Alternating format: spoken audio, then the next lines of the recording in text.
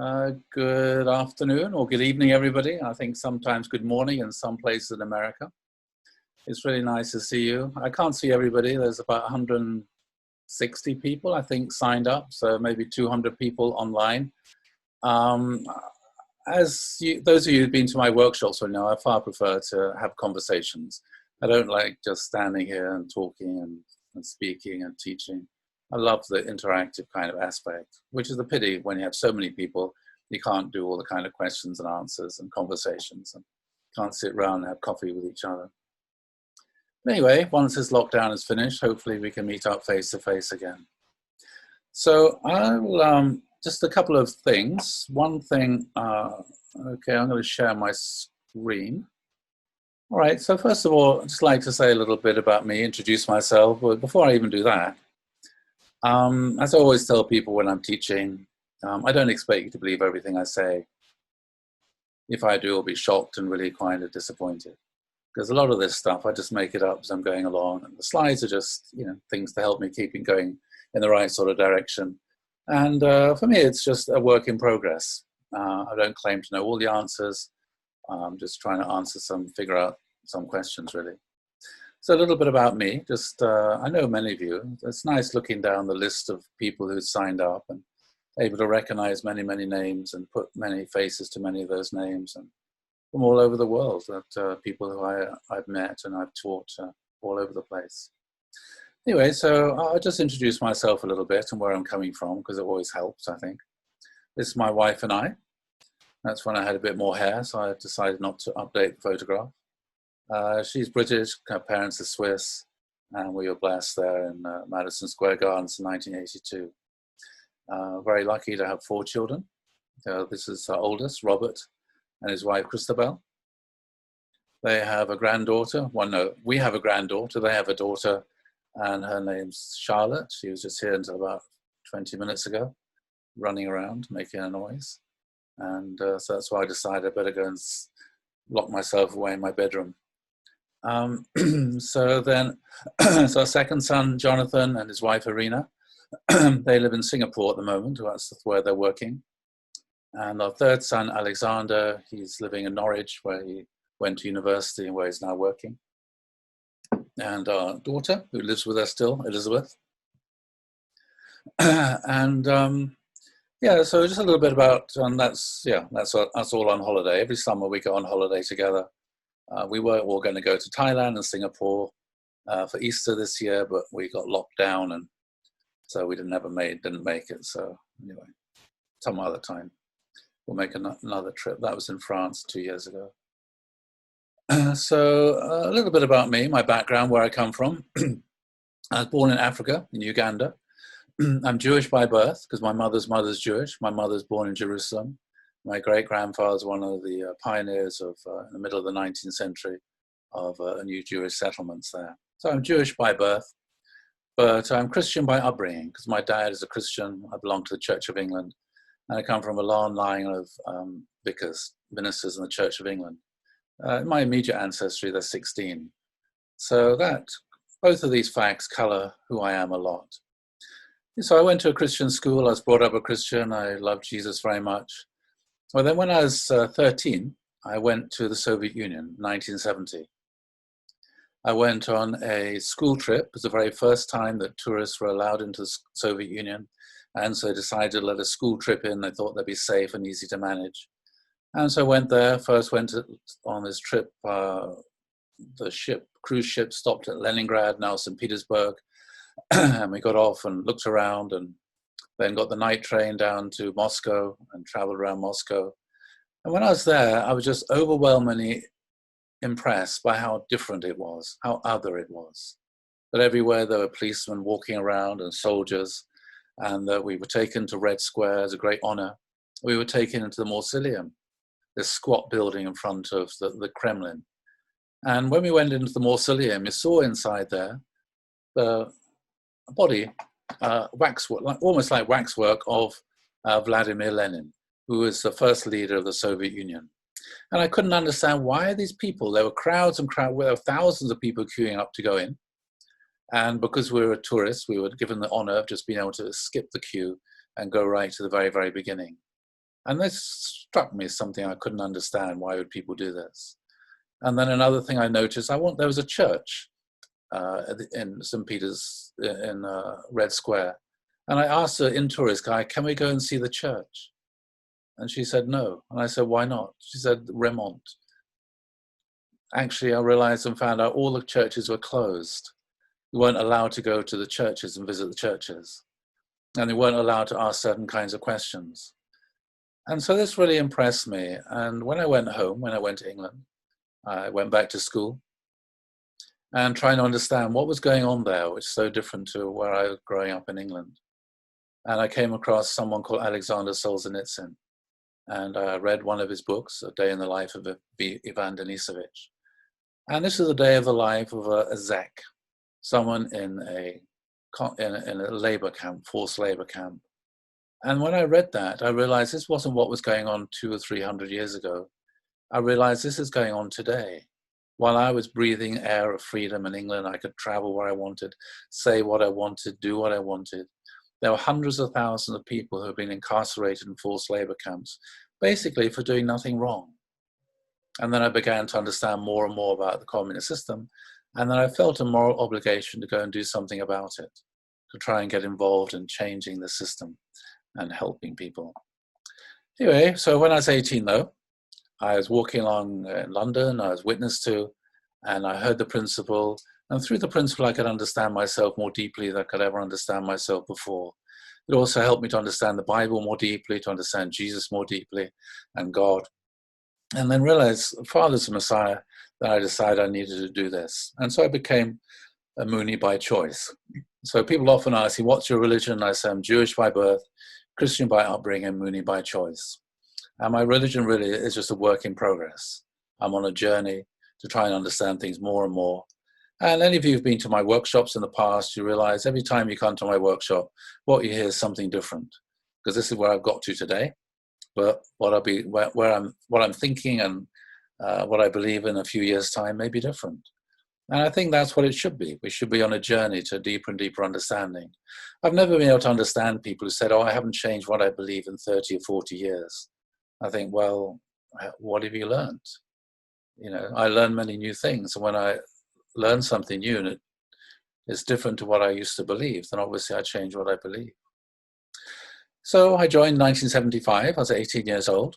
And then I did various stuff. And I went to decided to take myself off to University of Manchester. I was on fundraising team at the time and listening to the radio and listening to a conversation about the philosophy of language between someone called, what was his name? Copplestone, a Catholic theologian, and another person called Anthony Flew. And they're talking about the philosophy of language and about philosophy of religious language. And I thought, well, that's really interesting. So I took myself off to university then, a few months later, to read philosophy and politics. And then I started doing a master's degree, studying in Russian Orthodox Church, because again, a whole life I lived in Russia as a teenager in terms of the literature, and even I started learning the language and the music and everything. Anyway, did other stuff. Then I went to seminary in America, 1989, was there for 3 years. And then after that, finally, this opportunity came, which I've been dreaming about since I was a teenager, 13 or 14 years old, was to go back to Russia. And I went back to Russia, worked and founded the International Educational Foundation, and wrote a series of books of spiritual and moral education of young people living in a post-communist society called Moy Miri Ya. And for me, it was like it's like something I've always been thinking about, how to take the principle and translate the principle into common sense. So anybody is able to understand it, anybody is able to read it, anybody is able to teach it and pass it on. So that's what I was doing there. Because the people who are teaching and using these books, which you could say is a principle in a different language, were just ordinary teachers, but they felt comfortable being able to do that. So I was there for 7 years. And then I came back to Britain with my family. I went to the UCL Institute of Education, became a qualified RE teacher, and taught in secondary schools in London, taught religious education for 7 years. Then I was able to go to University of Cambridge, study Jewish-Christian relations, which is something I'm very interested in. And yeah, so that's my sort of background, I guess, really. So where are we now? It's like, that's my journey. But along this course, I've been reading a lot of books, trying to make sense of the world, trying to find out ways to translate the principle into language that's accessible to ordinary people. And so I came across this book, one of the books I came across and read, called The Heretical Imperative: Contemporary Possibilities of Religious Affirmation. This is written by Peter Berger. He's a Catholic, came from somewhere in East Europe, I can't remember where now. And he wrote a very interesting survey, a little bit of history, trying to understand the religious circumstances and situation in America particularly, but also in Europe in 1980, which is when he wrote the book. So he was looking at how things are developed in terms of spiritual, cultural life of Europe, going from a pre-modern society to the modern society to when he wrote the book, The Beginnings of Postmodern kind of society. And so when I read that, I thought, well, that's kind of very interesting, because it seemed also to bear parallels to the way our own spiritual communities developed. So we think about the pre-modern age. This would be the Middle Ages, where everybody is a Catholic and everything was about God and everything is spiritual. Whenever anything happened, people were always looking for, what's the spiritual reason? Why did God do this? Why did God do that? Everything had a spiritual reason, and everything was caused by God in that sense. Why is there a volcano? Oh, God's angry. Why is there an earthquake? It's all to do with that. And anyway, also, and as I said, my own spiritual community, in the sort of pre-modern age when I joined, everything was like that. Everything is very spiritual. At that time in Europe, there's only one religion. Everybody else was a heathen. Muslims, Hindus, to the extent people had even heard of them, were all heathens. And there's what's called the outside world, which people didn't want to know very much about. And in that sense, people had no alternative other than they were born into a particular religion, they lived within this religion, they married in this religion, and they died in that religion. And there was no alternative. It's just this particular religion and way of looking at the world consumed and embraced every aspect of their life. And when it came to the Bible, to the extent that people had access to the Bible, there's only one correct reading of the text. There's only one way that you could understand the text. And this correct reading of the text was determined within the Catholic Church by the magisterium, which is it's like a the correct interpretation. And if you didn't believe this, then you were deemed to be a heretic. So there's only one correct way to understand and to read the text. And along with this, there's only one set of values about marriage, about morality, only one set of beliefs, which is a creed, which, being a Christian, I used to recite every Sunday when I went to church. I believe in God the Father, maker of heaven and earth. And that was a Nicene Creed. And again, that was what one had to believe. And it's what one had to learn off by heart. Whether one understood it or not was really not irrelevant. So in this world, there was a lot of certainty. Everything is very, very certain. People didn't ask very many questions. If they did, they were discouraged from asking questions. If they did ask questions, they were told it's a mystery, you just have to believe, or that kind of questions above your pay grade, etc., etc. These kind of things. So that's very much a pre-modern world in Europe, but also the early days of our own spiritual community, I would say. And there's one meta-narrative which embraced and explained everything. And within Europe, of course, then this was all enforced by the church. You're threatened with excommunication if you didn't go along with it, and also even enforced by the state. So the state then would be used to enforce these the dictums, the beliefs, statements of the church. So this all started to break down with the beginning of the modern world, modernity. You might think, well, the modern world, that's the 20th century. I'm not talking about that. I'm talking about going back here to the Renaissance. And even before, a little bit before that, when people went off on the Crusades from Europe, they encountered the Islamic world and a far higher, more sophisticated culture than there was in Europe at that time.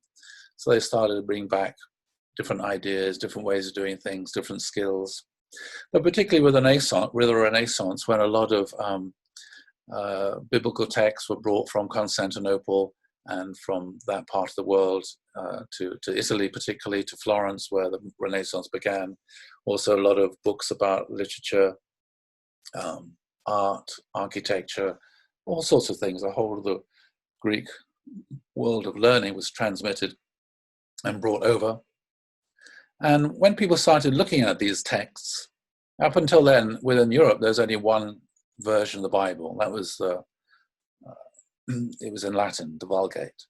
But when other texts were brought over, then people started studying them, and they realized, oh, actually, there are versions of the New Testament which are different to the versions of the Latin Vulgate. And then people started questioning the text and trying to make sense. Well, okay, to what extent can this really be the Word of God if there are actually different versions of the Word of God in different versions of the Gospels? And so this led to people starting to question authority and starting to renew, wanting to renew things and to change things. So this renewal, the Renaissance, first of all, of course, it started to affect the world of art and sculpture, and this whole renewal, this rebirth experience, the rediscovery of the Greek philosophical, cultural, artistic tradition, and started to affect literature, as I said, and politics, and people like Machiavelli. But also people started to think, well, maybe we need to reform the church as well. There have been many attempts to reform the church, many being quite successful, but the last one was very fatal. Jan Hus was burnt at the stake at the Council of Constance. But Martin Luther, he felt that there were certain things going on within the Catholic Church which just didn't fit with the scripture as he understood the scripture. And so he pointed lots of these things out. And this is what we now call the Reformation. The reality, unfortunately, is that the church wasn't reformed.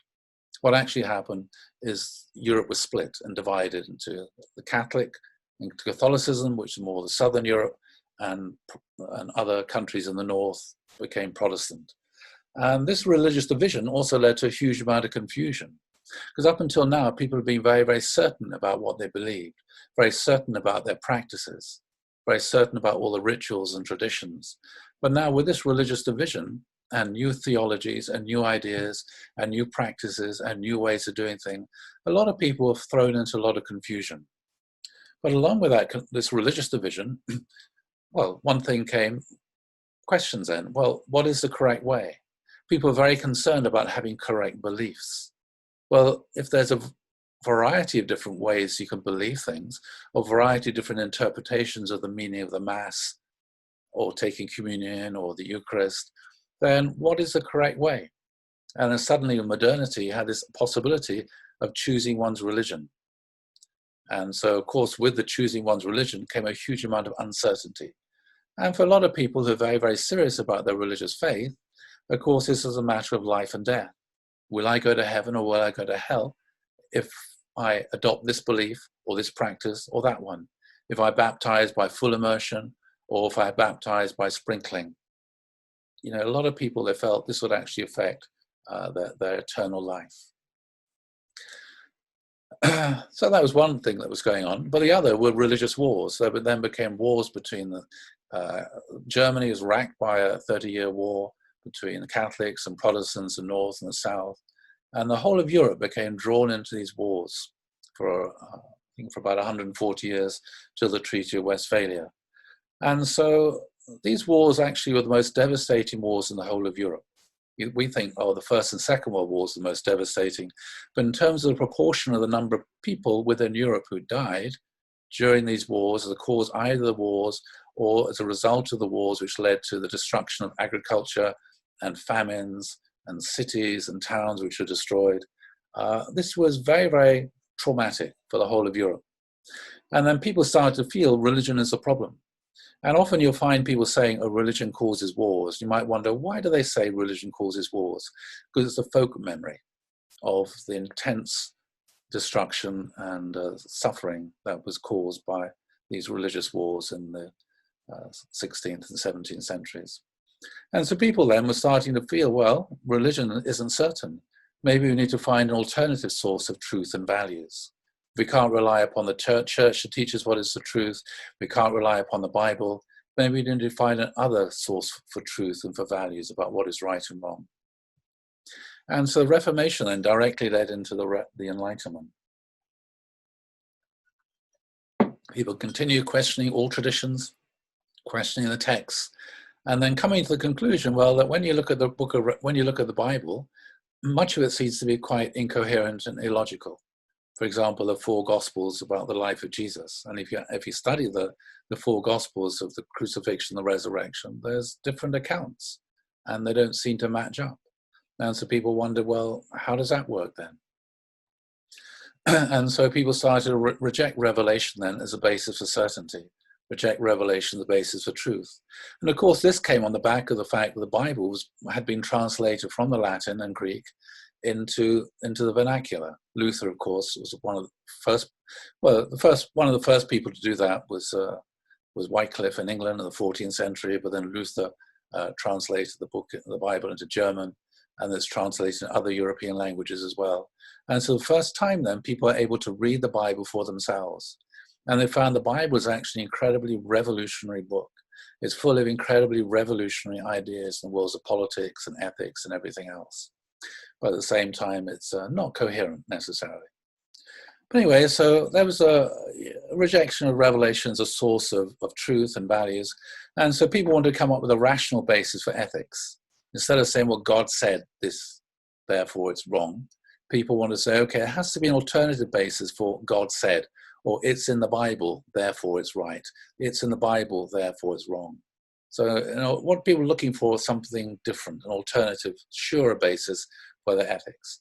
And so you have people like Immanuel Kant, trying to, with his deontological ethics, utilitarianism, something's right if it leads to the maximization of happiness. Virtue ethics, well, you have to live a virtuous life, and the decisions that you make based upon that. But also people looking for a surer basis for knowledge. And so this led to the development of empiricism.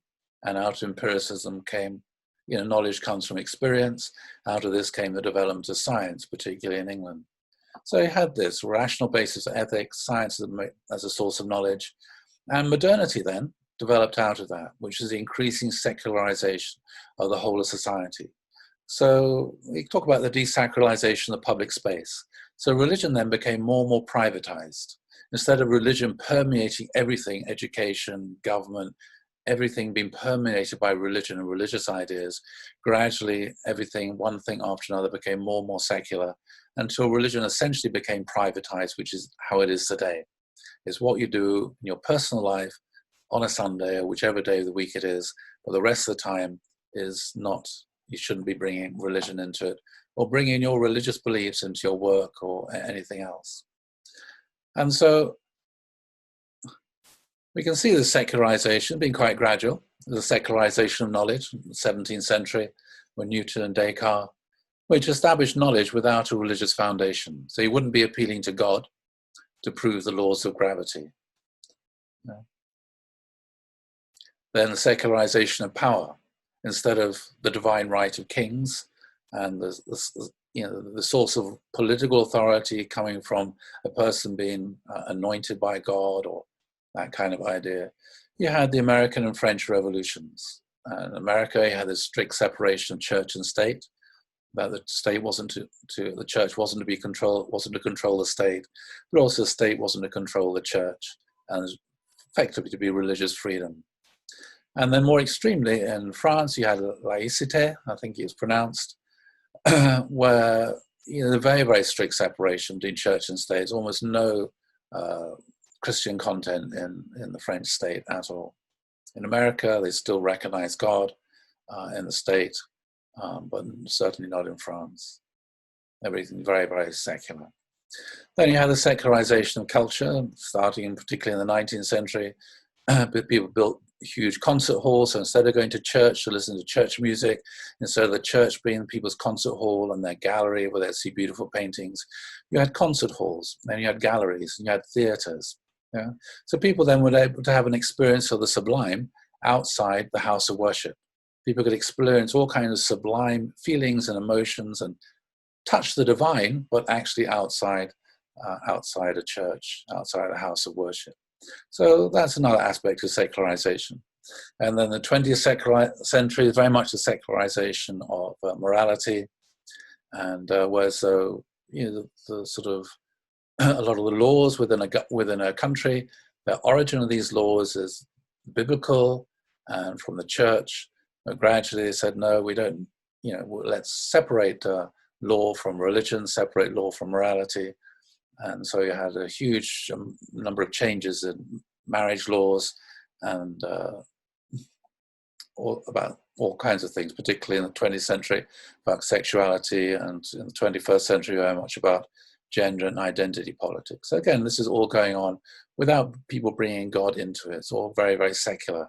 So even though they're trying to find a firm foundation within science and reason, actually the result has been the secularization has been a lot of uncertainty, far more uncertainty, and a lot of relativism.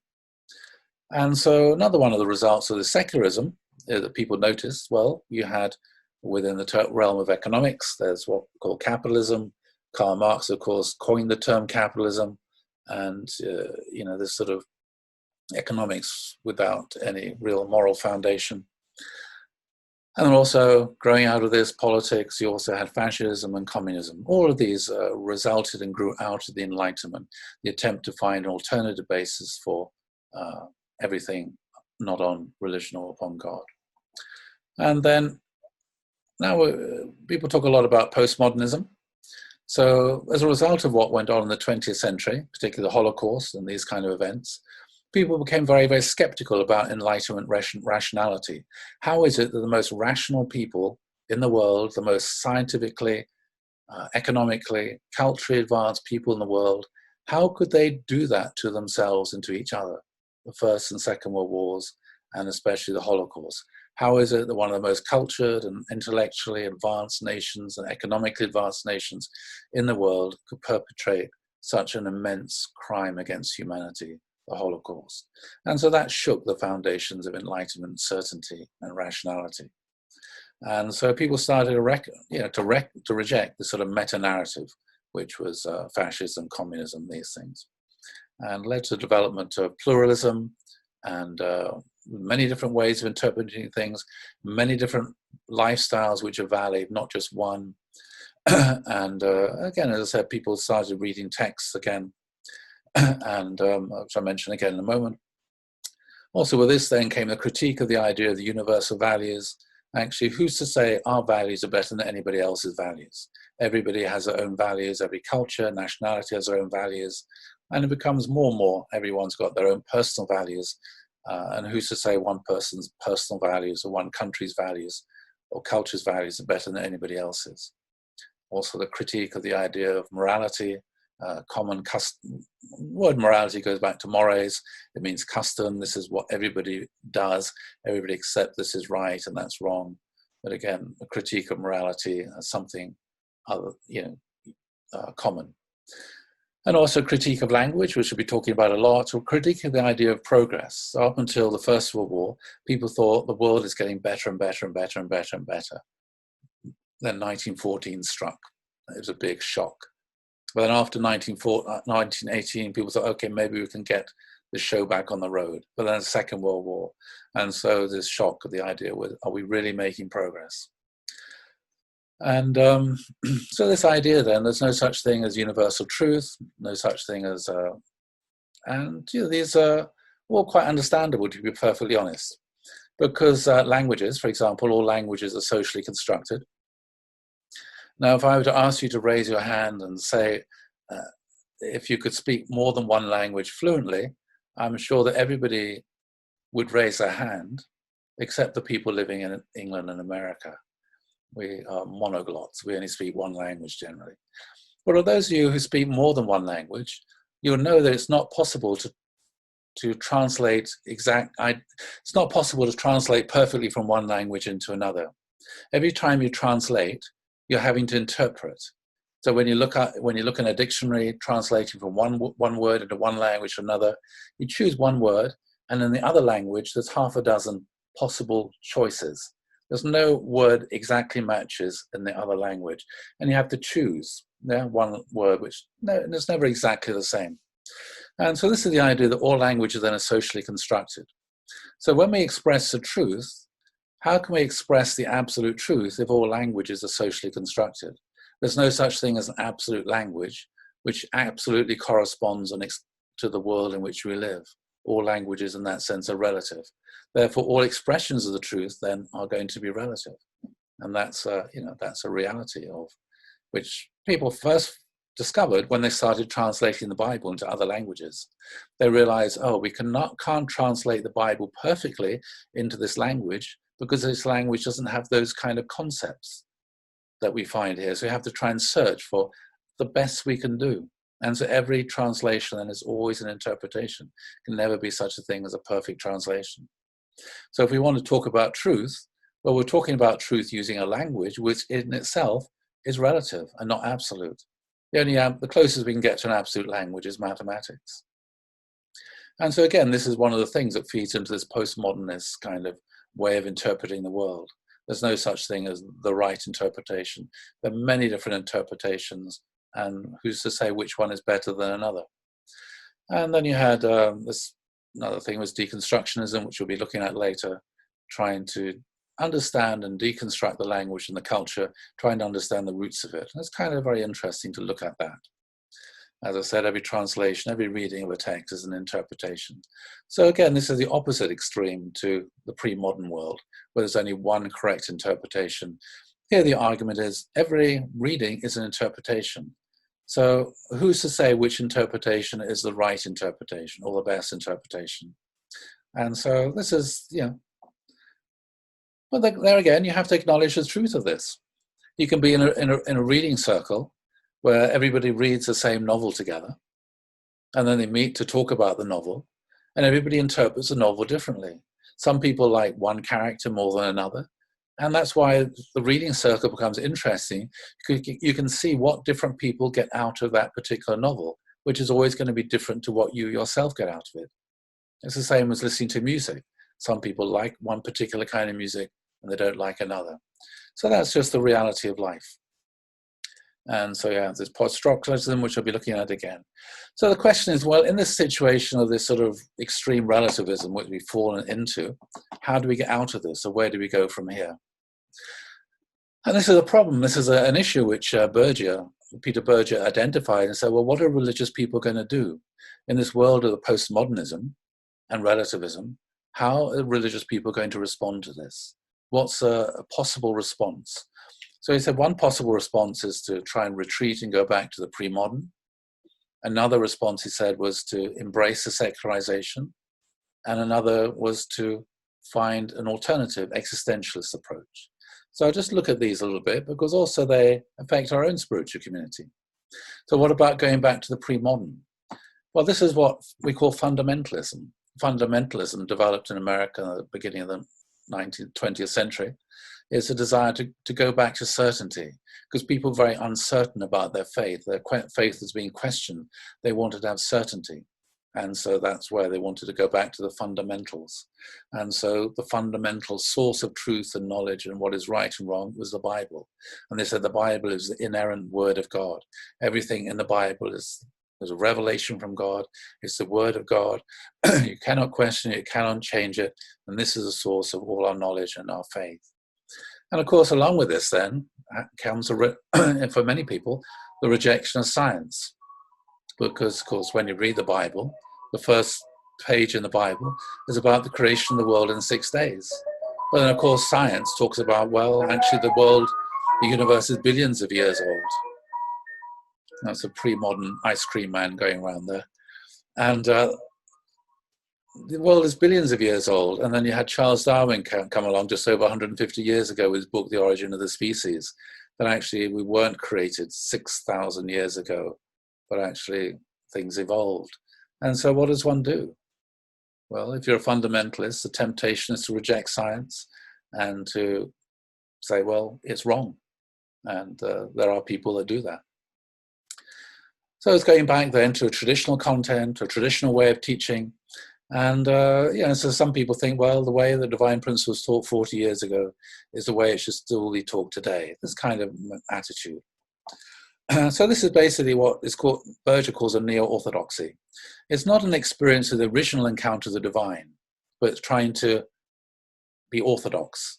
And so when people had an original experience, the whole root of religion is someone or a group of people, they have a supernatural experience of the divine, a life-changing experience of the divine, which completely blows their mind and transforms them. And then they try to express it, try to find the words to be able to express what they've been able to experience, so they can try to communicate this experience to other people. And along with that, they try to find ways to pass on this knowledge, to pass on this understanding. And this leads to a tradition. And so a certain tradition, a certain way of life. It's, early Christianity was called the way. Jesus lived a certain way of life. And people thought to be Christian is to be Christ-like, to follow Jesus' way of life. And then with this came the introduction, establishing certain kind of traditions. There's baptism, there's communion, marriage service, all these sorts of things, all these traditions which developed out of that. But then this fundamentalism then, it's not an experience of the original encounter of the divine. It becomes very, very dry, very, very ritualistic, in that sense, very inauthentic. So that's the religion which I was brought up with. I was a Christian, and I had to memorize and learn the creed off by heart.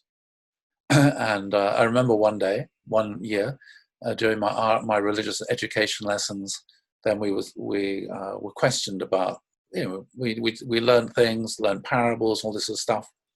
And at the end of that year, there was an exam.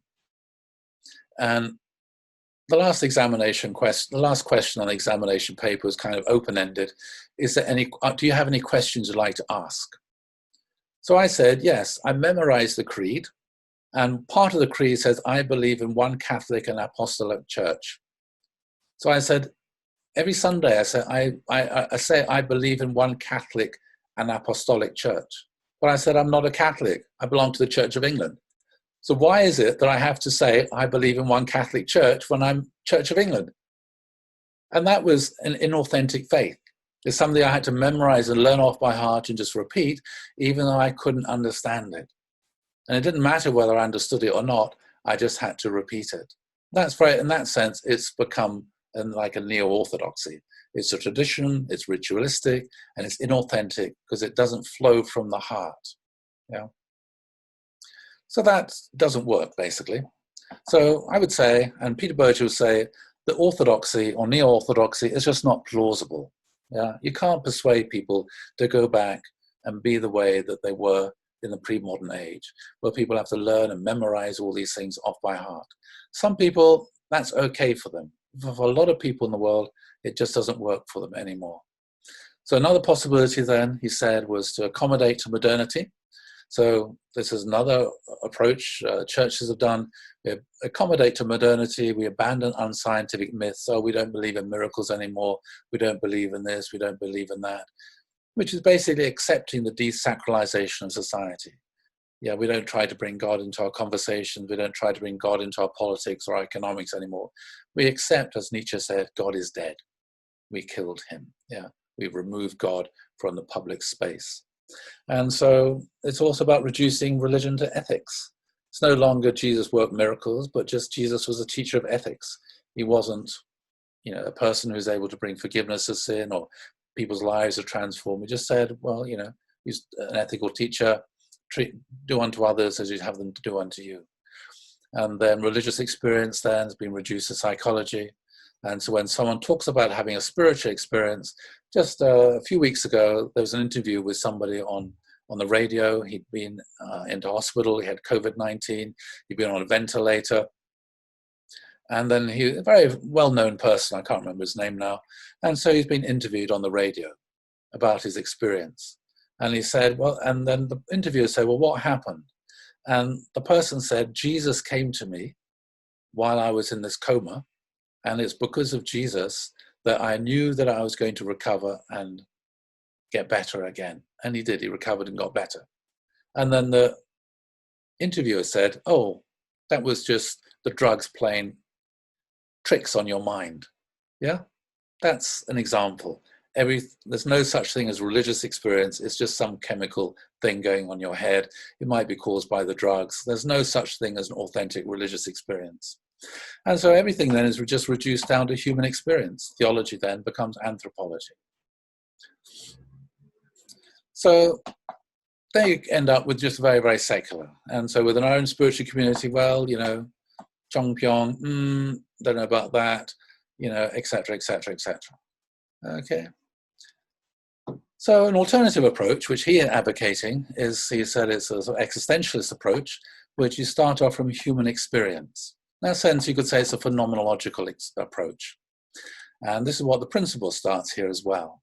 The first line, the principle, as we know, is not God. It's everyone is struggling to attain happiness and avoid misfortune. So it's starting off with a human experience. Yes, that's where I am. And then from that human experience, then trying to build up towards everything else, God and everything else. And so this is one of the things which I loved about the principle, was when I heard the principle, it helped me to understand myself. Yeah. So in that sense, the principle is very modern. It's a very modern theology. It's a very modern approach. Not modern, it's a very postmodern approach, you could say.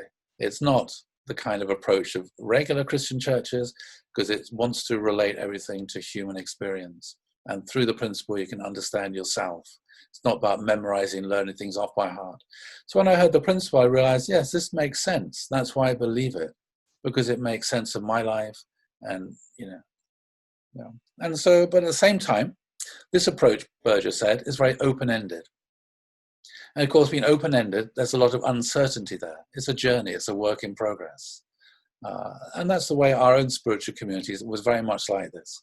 Very much a work in progress, a journey, we're going forwards, we're learning stuff. And of course, it's very, very uncertain. Of course, some people, they like the certainty, which is why they want to retreat into sort of fundamentalism. But personally, I like this approach. I think it's much more, it works for me, this kind of open-ended approach. So what's going on here is a search for authentic experience that lies behind the tradition.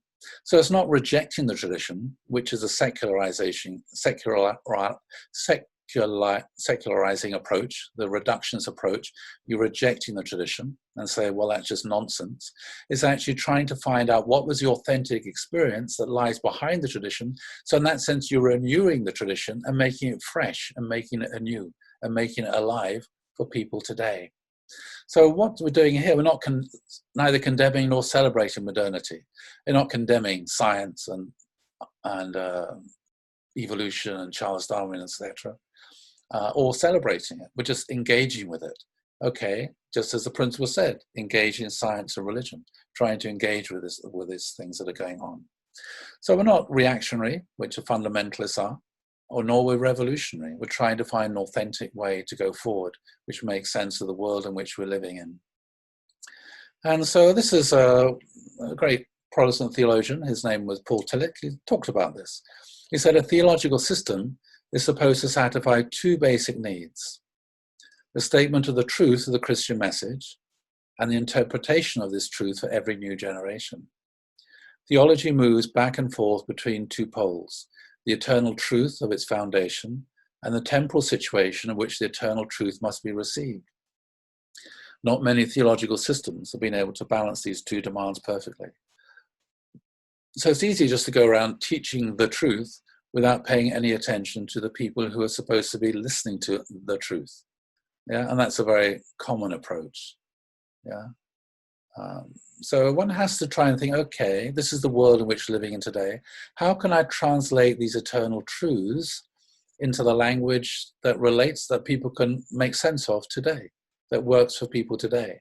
How can I, bring the principle or this truth to people in a way that helps them to make sense of themselves, to find meaning in their lives, and which will help them on their journey in their relationship with the divine. And so it's trying to get this kind of balance is really important. It's not easy. And so I'm going to take a break there. All right, so I hope this has been interesting for some of you. And we'll have a coffee break now for, say, 15 minutes. So have a good break and see you later. Thanks. Just have a look at some of the questions here. And Jean-Sebastien knows a lot more history than I do, and picking me up on lots of points which I left out or didn't explain very, very well. So I'm grateful for that. I was just trying to go through quickly a few little points here and there.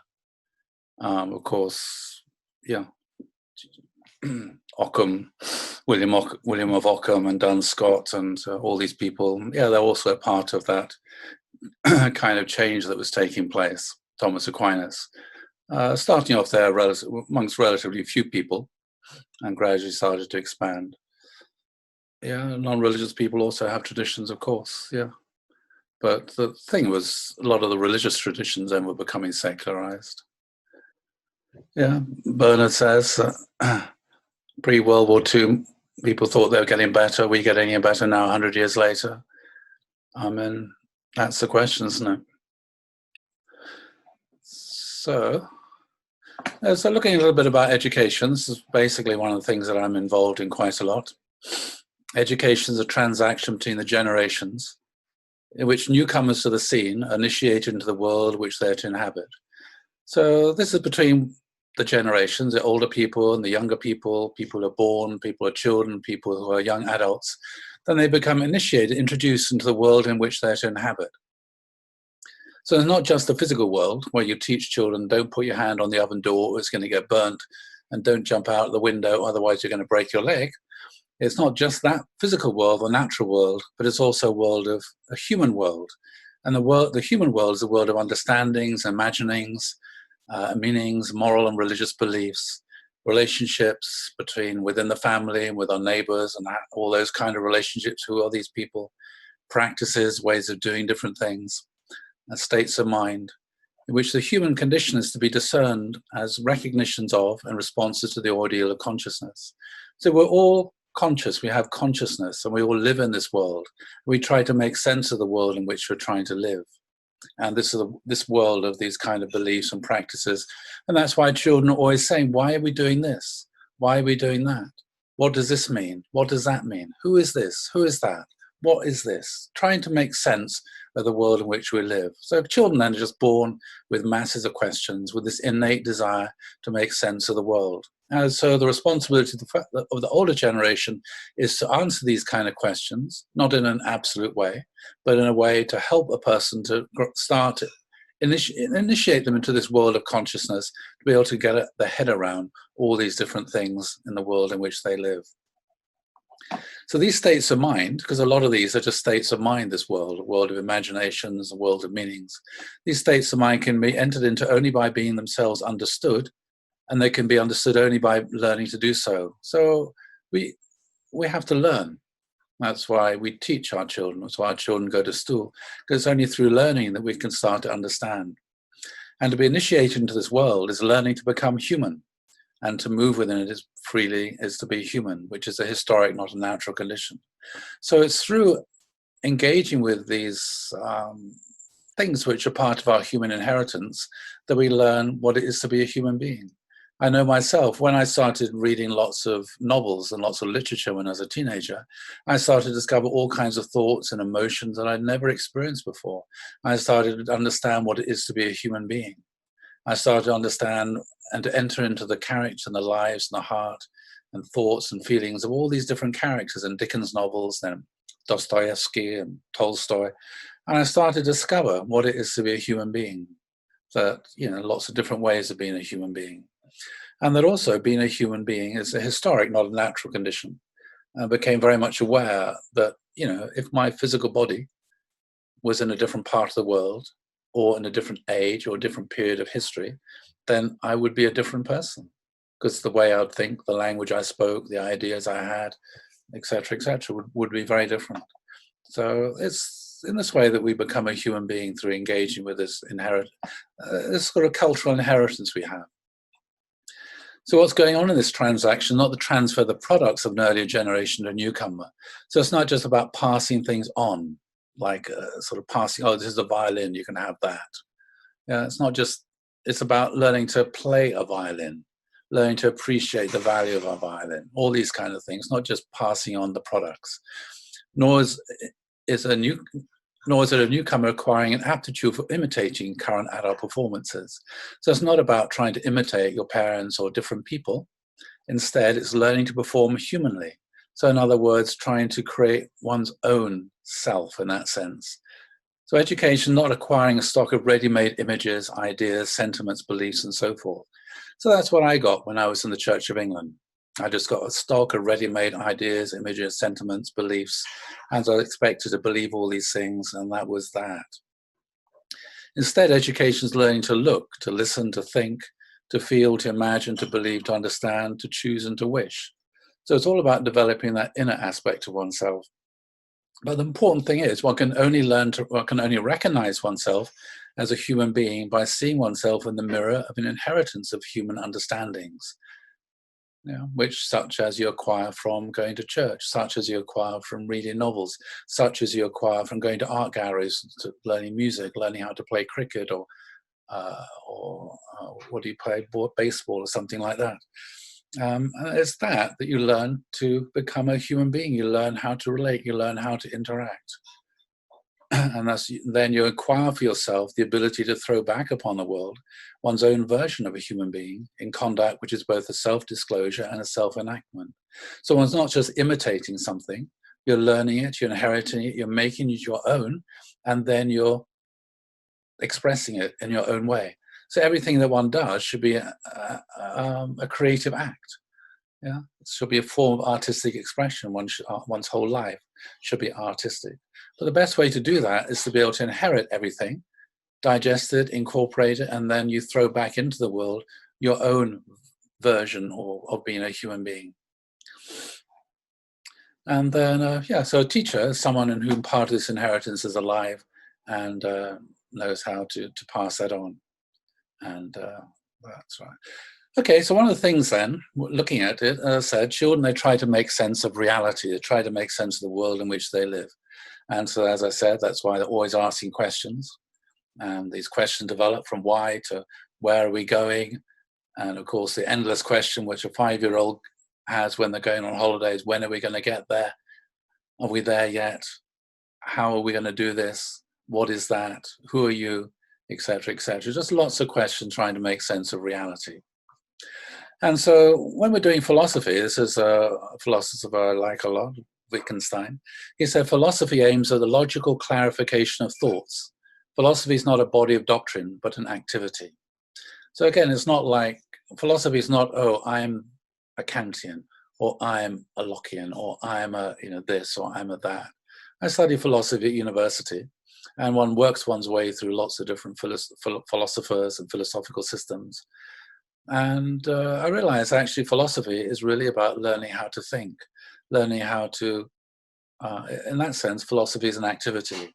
It's not about getting people to believe something in particular. And so this is one of the problems I often find with unification thought, is often taught as a body of doctrine, whereas actually philosophy is supposed to be an activity of thinking. And it's very, very tentative. It's like a journey trying to explore, make sense of things, trying to make sense of the world in which we live. And so Wittgenstein then, he said, philosophy is a battle against the bewitchment of our intelligence by the means of language. So very often we get confused because of our language. As I said earlier, there are problems with language. You can never translate perfectly from one language into another language. And in fact, often our language confuses us. And so that's what he recognized. It's trying to make sense of these things. And that's a lot of what I'm going to be doing, is to look at the language which we've inherited, and often we don't even understand the concepts which are there contained within it. Anyway, so Wittgenstein said, what is your aim in philosophy? To show the fly the way out of the fly bottle. So sometimes we get confused, and the confusions we have are entirely because of the language which we speak and which we think of. So how do we make sense of ourselves?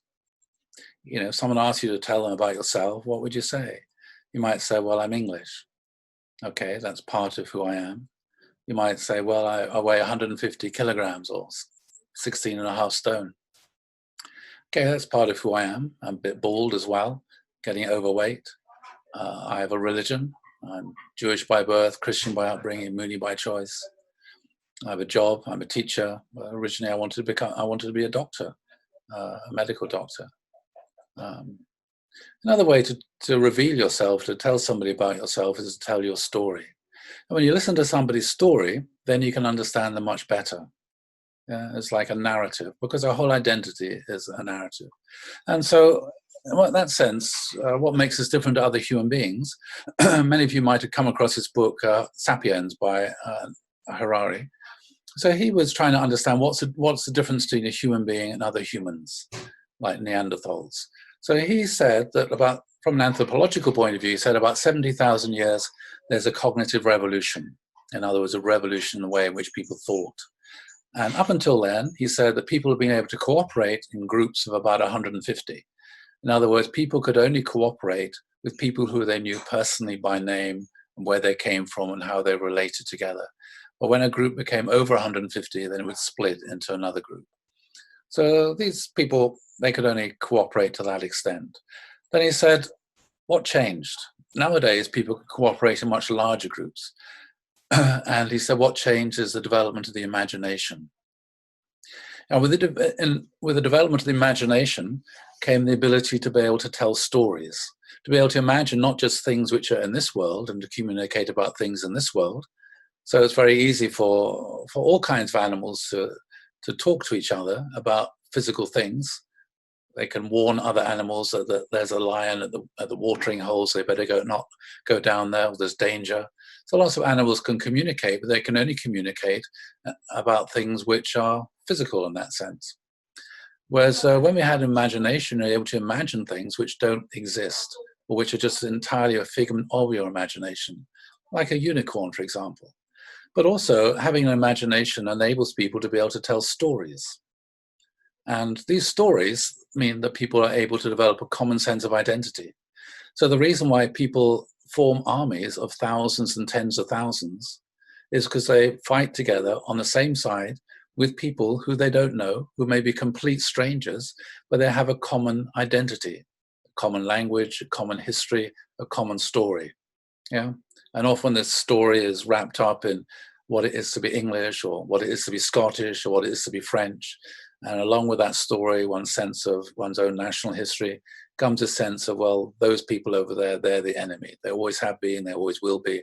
And so we all have a common enemy, so we fight together. The reason why we have this sense of a common enemy is because we have a common history, a common story. And so realize that then enable people to develop and cooperate with each other from within the same country, even though they didn't know each other personally or anything about each other, because they had a common sense of identity based upon a common story, which is what the imagination enables one to do. So this is a very good book, well worth reading. He himself is an atheist, but I think that's just incidental, really, to the insights that he has here. And this is all following on from a philosopher I read many years ago called Alistair MacIntyre. Wrote a book called After Virtue.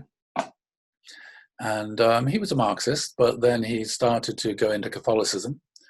And then he said, man is essentially a storytelling animal. So that's what distinguishes us from other creatures. He becomes, through his history, a teller of stories that aspire to truth. So you might wonder, well, how can stories aspire to being true? Well, the first stories that we hear are fairy stories. He said, well, they're just fairy stories, they're not true. But if you think about it from the point of view of the child who's listening to a fairy story, these are stories which are true. Because when a fairy story starts off, a king and a queen were very unhappy. The reason they were unhappy is because they didn't have any children. Then one day, the queen became pregnant, and she gave birth, and she had a child, and the king and queen were really happy, and they put on a big party, and the whole country celebrated, except for some little wicked witch or something. So from the point of view of the child who's listening to this story, the king and the queen are their mum and dad. And they realize, before I was born, my mummy and daddy were not happy. But when I was born, my mummy and daddy became happy. So it's a way in which spiritual moral truths are communicated through fairy stories and through many stories. That's why Jesus told parables. Is the parable of the Good Samaritan true or not? Well, what do you mean by that? Is it factually accurate, historically accurate? Did it really happen like that? Or is it the means, the way through which Jesus taught truths about the nature of the human condition?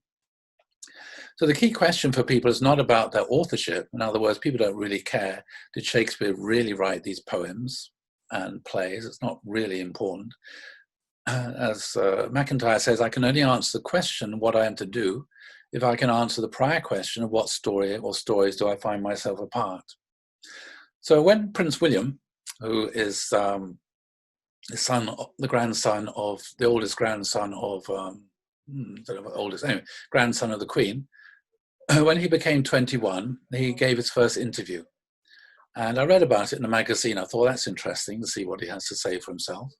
And the journalist said to him, "When did you realize that one day you're going to become the future King of England?" And he said, "Well, one day I used to go and visit my granny. And I saw that my granny lived in a bigger house than anybody else. And I realized she didn't just live in a big house, a palace, she also had castles as well. And I realized, wow, my granny is really rich."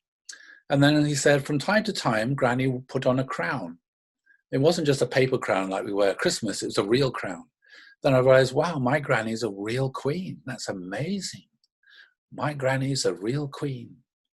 And then he said, I realized that Granny looked like she's getting on a bit, lots of wrinkles.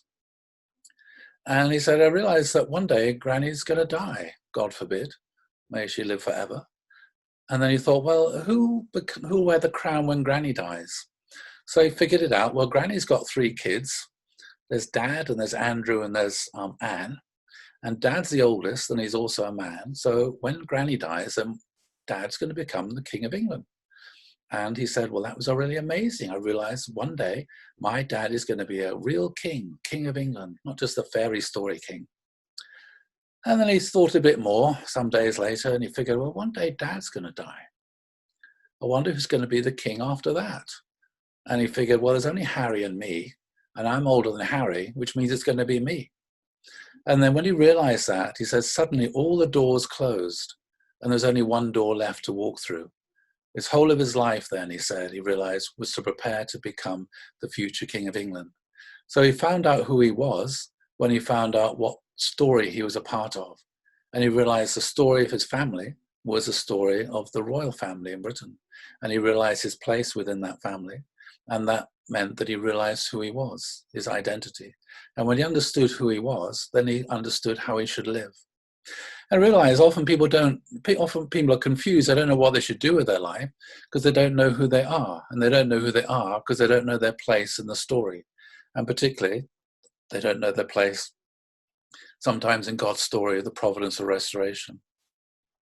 So for me, when I heard the principle, and I realized as a Christian, I followed all the story of the Old Testament, the New Testament history, European history, and suddenly got to the point, oh, Father's the Messiah, and suddenly all the doors closed for me too, because I found my place in God's providence of restoration, and then I just knew what it was as a Christian I had to do, because that was the next chapter in my story. So we enter human society with one or more imputed characters. In other words, we have no choice about this, roles into which we've been born. So if you're born the oldest son or the middle son or the oldest daughter, the youngest daughter, or the middle, one of the ones in the middle, there's something about which you have no choice. It's just you're the oldest, the middle, or the youngest. It's an imputed character. Roles into which we've been born, and we have to learn what they are in order to be able to understand how others respond to us and how our responses to them are apt to be misunderstood. So when we understand who we are, our place in the family, then we can understand, oh, okay, I'm the youngest son. So I shouldn't try and behave like I'm the oldest brother.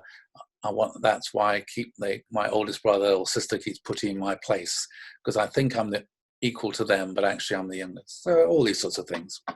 So lots of fairy stories then about brothers and sisters and all these kind of relationships. So through hearing stories about wicked stepmothers, lost children, their children learn or mislearn both what a parent and a child is. So these are very interesting stories to help children to understand who they are and what's going on with their parents. My sister, for example, she always used to call my mother the Wicked Witch. And I could never understand this until I sort of read a book about fairy stories, and I realized, okay, my mother is incredibly beautiful. And then my sister also grew older and she became beautiful. And so it's a bit like the story, mirror, mirror on the wall, who's the fairest of them all? And as long as the mirror says the queen is the fairest, she's happy. But when the mirror says Snow White is the prettiest, then the queen gets very jealous and turns into a witch. And I realized, okay, that's what I want the relationship between my mother and my sister. What the cast of characters may be in the drama into which they've been born and what the ways of the world are, deprive children of stories and you leave them unscripted, anxious stutterers in their actions as in their words. Hence, there's no way to give an understanding of any society, including our own, except through the stock of stories which constitute its initial dramatic resources. So it's not only the story of a nation, it's also a story of a spiritual community. So, our own spiritual community is also constituted upon stories. We have stories that form the relationships within our own spiritual community. We talk about the stories endlessly of Adam and Eve and the archangel, Cain and Abel, Jacob and Esau, Abraham and Isaac. These are the basic stories upon which our spiritual community makes sense of itself. And that's why people are always quoting these particular characters and these particular stories. So the question, of course, is whether these stories are understood well or not, because the way that the stories are constitutes the relationships within the community. And if these stories aren't properly understood and transmitted and taught, then it leads to distortion of the community itself.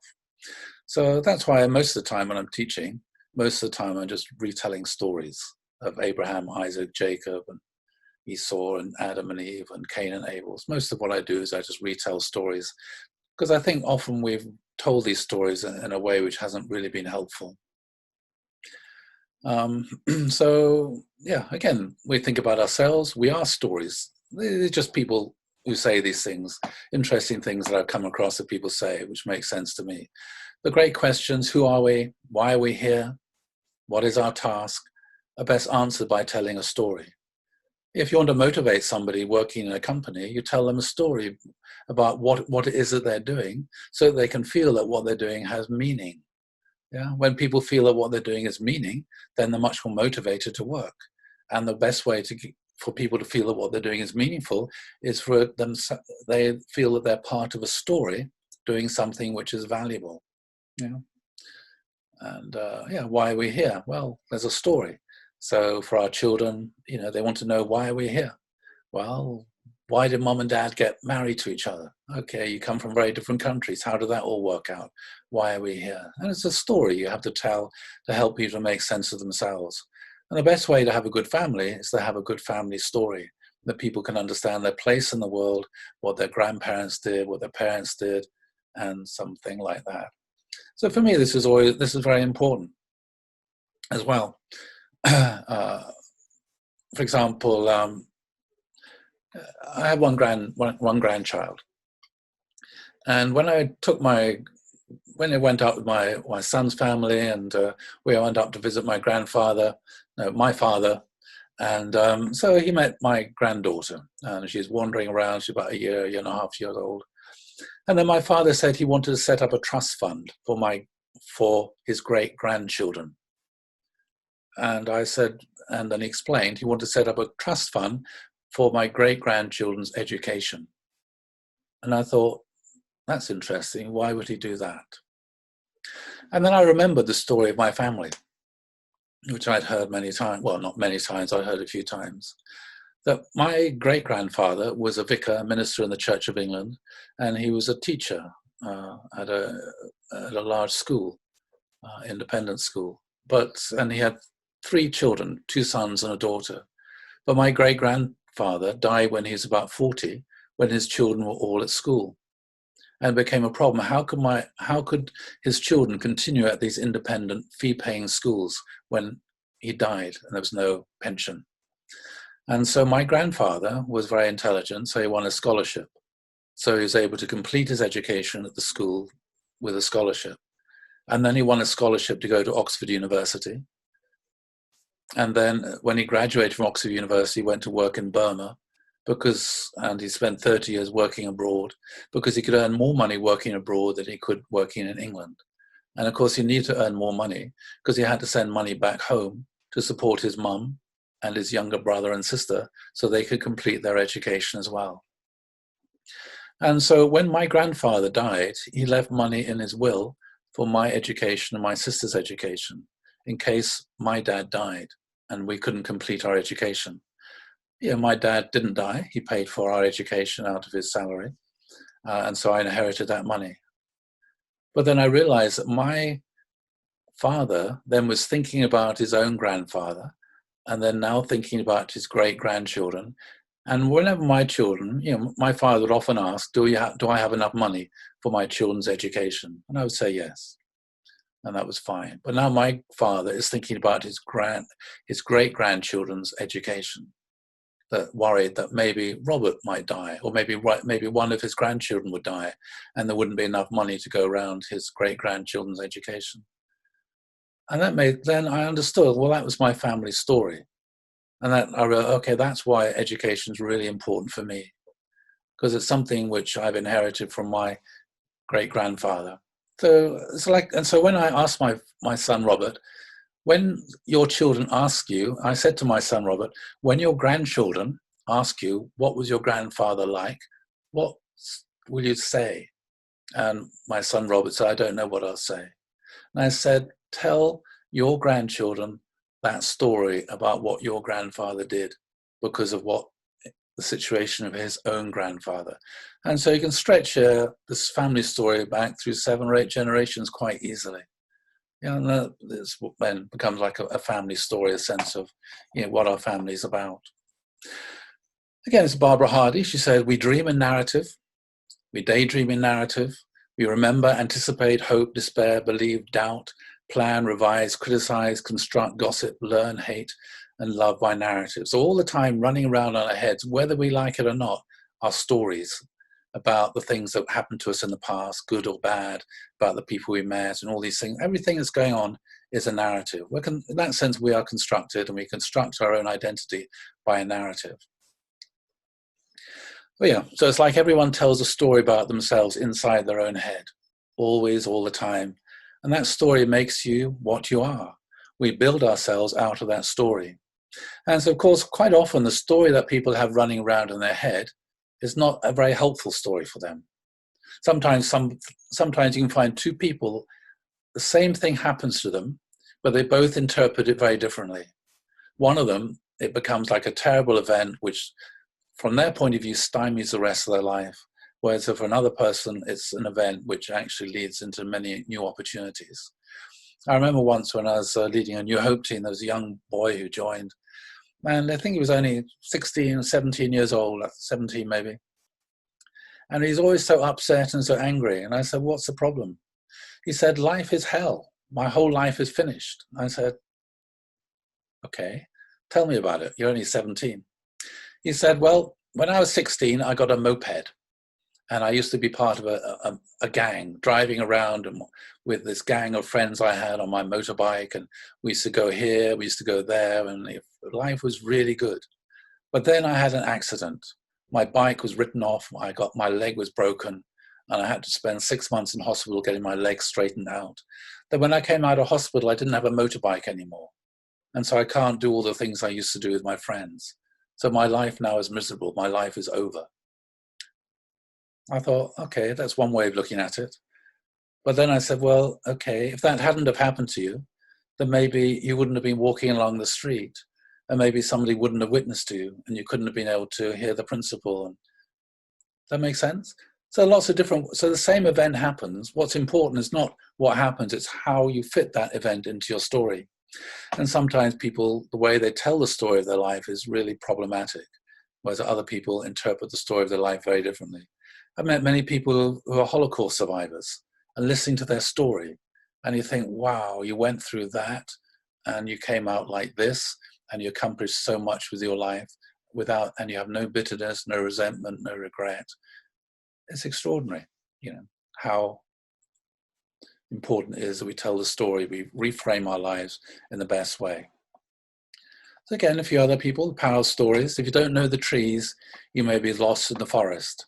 But if you don't know the stories, you may be lost in life. A lot of people are lost in life because they don't know who they are. They don't know what story they're a part. Stories give people enough space to think for themselves. That's why Jesus told parables. You can read the parable over and over again, and there are so many different ways you can interpret it from lots of different points of view. They're not dogmatic. Perhaps it's how it may, perhaps words of truth reach us best through the heart, and stories and songs are the language of the heart. Sure, Christopher Davis will like that one. This is Terry Pratchett, a children's author, said people think that stories are shaped by people. In fact, it's the other way around. So this is why it's the stories that we hear and the stories that we read shape the kind of person that we are. And so that's why you can actually tell a lot about a person by the stories that they listened to when they were children. And if you compare different fairy stories from different countries, you see that the fairy stories of different countries are the ways through which the values, the tradition, the ideas, and are transmitted from one generation to another. And so, the typical English fairy story is Jack and the Beanstalk. This little boy, Jack, he kills giants, Jack the Giant Slayer. And if you understand that, that's very much the English character, or traditionally it used to be. Whereas German stories are much more psychological, much deeper, and I can't get my head around them basically. And French stories are very, very different kind of motifs and values that are there, and Russian ones as well. And also, of course, Korean ones and Chinese stories. Each one expresses and transmits different kinds of values and different understanding of the world and the way the world is and what one's attitude or stance should be towards the world. So stories we tell literally make the world. If you want to change the world, you need to change your story. And so I think essentially that's what Father was doing. Father was just retelling the stories of Adam and Eve, Cain and Abel, Abraham and Isaac, Jacob and Esau, Moses, Jesus. He's retelling those stories in a hope that by retelling the stories differently, he'll be able to change the way people think about the world, change the way people act in the world, and in that way to change the world. So stories then are very, very powerful. So the reality is that all cultures, religions, political philosophies, they all have myths, which is a particular kind of story. It's not that a myth is not true, but it's, anyway, we'll look at myths in a moment. So sometimes people think, well, only religions have myths, but actually all political philosophies also have myths as well. So for example, if you read someone called Hobbes, he wrote a book called The Leviathan. He had this myth about the state of nature, where everybody's fighting against everybody else. It was just war of everybody against everybody, and life was miserable. Okay, so that's a myth about how things were. Karl Marx had a myth of a primitive communal society. Jean-Jacques Rousseau had a myth about, people being born free, and all sorts of things like this. So all political philosophies, they also have myths as well. And from those myths, they're able to develop a political philosophy. So religiously, a myth is a sacred narrative in the sense that it holds religious or spiritual significance for those who tell it. And it contributes to and expresses systems of thoughts and values. Use of the term by scholars implies neither the truth nor the falseness of the narrative. To the source culture, however, a myth by definition is true. It embodies beliefs, concepts, and ways of questioning and making sense of the world. So sometimes people say, is the story of Adam and Eve and the Garden of Eden, is it true? What do you mean by true? Historically, literally true? No, there was no talking snake or apple or fruit that they ate. What sense is it true then? Well, it's true because it explains a lot about the human condition. It explains a lot about the relationship between God and human beings, about the relationship between human beings and the world, a lot about how evil, suffering, and crimes come into the world. So in that sense, it's true because it's a way of, it's true in that kind of sense. Of course, some myths may or may not have a historical basis. If you're interested in myths, this is a good book. It's a heavy-duty reading, Maps of Meaning, The Architecture of Belief, where Jordan Peterson, who's better known for other things, he actually explores the whole importance of myth and the way that myths work. Well worth reading. So I'll be using a few quotes from him. So one of the things that he does is he distinguishes between myth and science. So he said science, who's writing on my slide here? Anyway, he says science may be considered, I'm just wondering, it's 7:45, maybe I should stop here because this is kind of going off into a new bit here, really. Okay, we'll stop here because it's, otherwise there won't be any more time to look at some questions. So I'll stop my screen, I'll stop sharing my screen and have a look at some of your questions. Matthew, hi. Do you want to close it then? Yeah, sure. Okay, let's pray together. Yeah, let's pray to close, shall we? So please join me in a word of prayer. Heavenly Parent, thank you so much for this first session of this Joining the Dots workshop. We pray that our intellectual appetites could be whetted by this content we could receive. We've now got 22 hours in which to digest and internalize the content we've received in preparation for tomorrow's content. So I pray that we will, those of us who are able to, be able to return tomorrow to continue this fascinating journey of exploring these ideas. And I pray that we will be able to grow through this in a way that you will be able to bless us even more richly in our lives. We thank you for Uncle William, that he could be able to present today's lectures. And we also thank you for all of the questions, the amazing ideas that we've discussed. And we look forward to continuing this journey together tomorrow. I report this prayer on behalf of all present in my name, Matthew Hewish, for Blessed Central Family. Adieu. Adieu. So thank you all very much. And I hope to see a lot of you tomorrow. So have a nice evening or nice rest of the day if you're in America. And God bless you all. So thank you all very much. Good night. Goodbye.